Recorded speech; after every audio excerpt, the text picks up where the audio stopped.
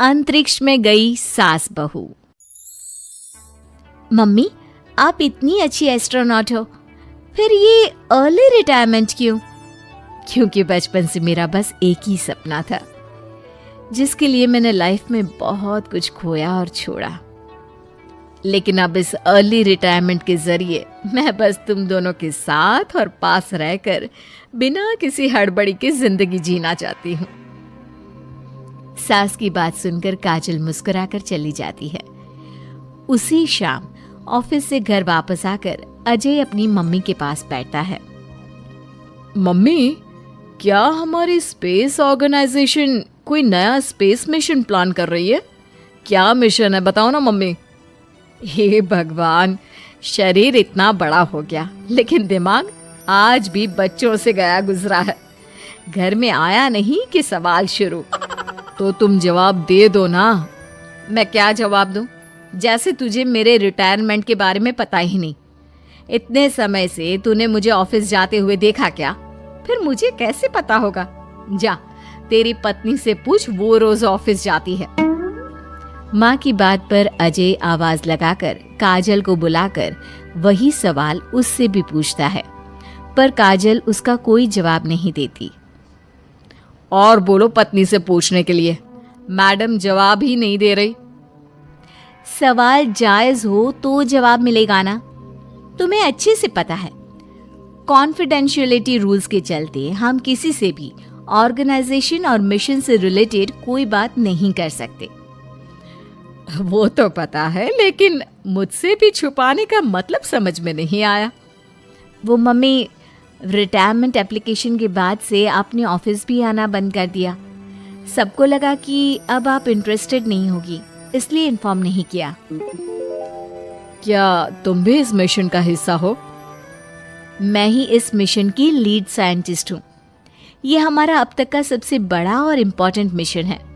अगर ये सक्सेसफुल हो गया तो दुनिया में हमारे नाम के साथ मेरा प्रमोशन भी पक्का है। काजल की बात सुनकर दोनों माँ बेटे हैरान रह जाते हैं, लेकिन फिर सब साथ मिलकर सेलिब्रेट करते हैं। अब दिन बीतने लगते हैं। काजल स्पेस मिशन के चलते पहले से ज्यादा बिजी हो जाती है और देर तक ऑफिस में समय बिताने लगती है। कुछ समय तक इसे चुपचाप देखने के बाद एक सुबह बहू को सामने देखकर आखिरकार सास उसे टोक ही देती है। आ रही हो या जा रही हो? भाई, हमें तो तुम्हारी शक्ल देखे लगता है सदियां बीत गई। मैडम कब आती है कब जाती है कुछ पता ही नहीं चलता। अरे ऐसा कौन सा मिशन है जिसने सुबह रात घर परिवार सब भुला दिया? मिशन तो मैंने भी बहुत देखे हैं और गई भी हूँ, पर ऐसा हाल कभी नहीं हुआ। मम्मी, मैं आपकी चिंता और गुस्सा समझ सकती हूँ, पर ये स्पेस मिशन आज तक के सभी मिशन से बहुत अलग है। अच्छा, जरा मैं भी तो सुनूं, ऐसा क्या है इसमें? आई एम सॉरी मम्मी, मैं नहीं बता सकती। भूलो मत, मैंने रिटायरमेंट अप्लाई किया है, लेकिन रिटायर होने में अभी 7 महीने बाकी है, जिसके हिसाब से मैं आज भी ऑर्गेनाइजेशन का हिस्सा हूँ। तो मुझे बताकर तुम कोई रूल नहीं तोड़ रही। मुझे सब याद है मम्मी, और मुझे ये भी पता है कि अगर आप साथ दें तो मिशन के लिए बहुत बड़ी मदद साबित होगी। पर सीनियर्स ने रूल बनाया है कि इस मिशन की इंफॉर्मेशन सिर्फ उन्हीं के पास होगी जो इसका पार्ट है, और मुझे तो उन्होंने खास अपने पास बुलाकर ये समझाया था। बहू की बात सुनकर सास सोच में पड़ जाती है और अगले दिन खुद भी ऑफिस पहुंच जाती है। ओहो, क्या बात है मैडम, रिटायरमेंट के एप्लीकेशन के बाद तो आपने दर्शन देने भी बंद कर दिए। अरे सर, अगर ईद का चांद रोज निकला करता तो क्या उसका स्वागत इतने जश्न से होता? इस पर सीनियर भी हंसने लगते हैं और दोनों कैबिन में जाकर बैठ जाते हैं, जहां सास बातों बातों में नए स्पेस मिशन के बारे में पूछती हैं। वो उन्हें मिशन के बारे में सब कुछ बताकर तुरंत एक इमरजेंसी मीटिंग बुला लेते हैं, जिसमें साइंटिस्ट की टीम और काजल के साथ एस्ट्रोनॉट्स की पूरी टीम भी होती है। तो ये है हमारी टीम। जो सब कुछ भूल कर दिन रात इसी मिशन पर काम कर रही है। अगर आप भी हमें ज्वाइन कर ले तो सोने पर सुहागा हो जाएगा। अगर आप मुझे टीम में चाहते थे तो पहले कांटेक्ट क्यों नहीं किया? आपने स्पेस में ना जाने के फैसले के साथ डेस्क जॉब का भी इनकार कर दिया और अर्ली रिटायरमेंट के लिए अप्लाई कर दिया, और फिर पिछले 1 महीने में किसी के साथ कोई कांटेक्ट भी नहीं हुआ। इसलिए हमने सोचा शायद अब आप ब्रेक लेकर इस सब से दूर रहना चाहती हो, और इसीलिए किसी ने आपको परेशान करना सही नहीं समझा। बात तो आपकी सही है, फिर भी एक सुझाव देना चाहूंगी। ये जो आप कर रहे हो ना, ये मिशन नहीं, साफ सुसाइड है। एक साथ इतने सारे लोगों को स्पेस में 6 महीने रहने के लिए भेजना आसान काम नहीं है, और ये बात मुझे आपको समझाने की जरूरत नहीं होनी चाहिए। हमें सारे कॉन्सिक्वेंसेस, स्पेस, नेचर, मिशन की मुश्किल सबका पता है, और ऐसा करने वाले हम पहले नहीं हैं। इसलिए ये भी साबित है कि काम हो सकता है। आप सिर्फ एक एक्सपेरिमेंट के लिए इतने सारे लोगों की जान और मेहनत को दांव पर लगाना चाहते हो, जिसमें सक्सेस रेट भी मुश्किल से 1% है।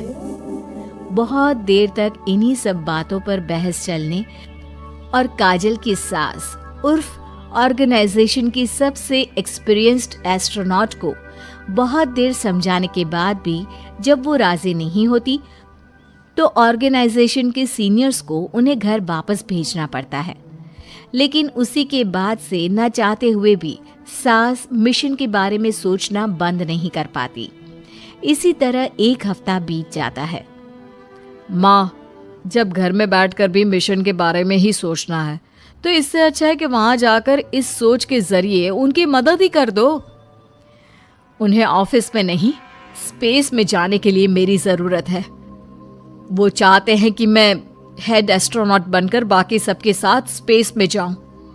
वाओ, रिटायरमेंट से पहले आखिरी असाइनमेंट की तरह इससे अच्छा और क्या हो सकता है माँ? आपको हाँ बोल देना चाहिए। उस टीम में एक मेंबर काजल भी है। अगर हम दोनों ही चले जाएंगे तो तुम अकेले कैसे रहोगी? वहां से जिंदा वापस आने की कोई गारंटी नहीं बेटा। अब भी हमें भेजना चाहते हो क्या? जिस दिन से आपको पहली बार स्पेस में जाते देखा है, तभी से ये डर और पॉजिटिविटी दोनों साथ लेकर जीना सीख गया हूं। आप जाओ माँ, मुझे पूरा भरोसा है आप दोनों वापस भी आओगे और देश के साथ मेरा नाम भी रोशन करोगे। बेटी की बात सुनकर माँ के अंदर हिम्मत आती है और वो एक बार फिर स्पेस ऑर्गेनाइजेशन पहुंच जाती है, जहां उसके फैसले से सब बहुत खुश होते हैं और स्पेस मिशन की तैयारी पहले से ज्यादा जोश में शुरू हो जाती है। कुछ ही समय बाद दोनों सास बहू स्पेस में पहुंच जाती हैं। आखिरकार आज मेरी साइंटिस्ट बहू एस्ट्रोनॉट भी बन गई। सिर्फ स्पेस सूट पहन लेने से कोई एस्ट्रोनॉट नहीं बन जाता। मैं साइंटिस्ट हूँ और उसी में खुश हूँ। अगर मिशन की रिक्वायरमेंट नहीं होती तो शायद कभी यहाँ आती भी नहीं। इसी तरह दिन पर दिन स्पेस की अनेक मुश्किलें और दिक्कत सहते हुए देखते ही देखते 6 महीने बीत जाते हैं और नामुमकिन को मुमकिन करके दिखाते हुए सब सही सलामत अर्थ पर वापस आ जाते हैं, जिसके बाद से दुनिया भर में ये मिशन सास बहू की अंतरिक्ष यात्रा के नाम से मशहूर हो जाता है।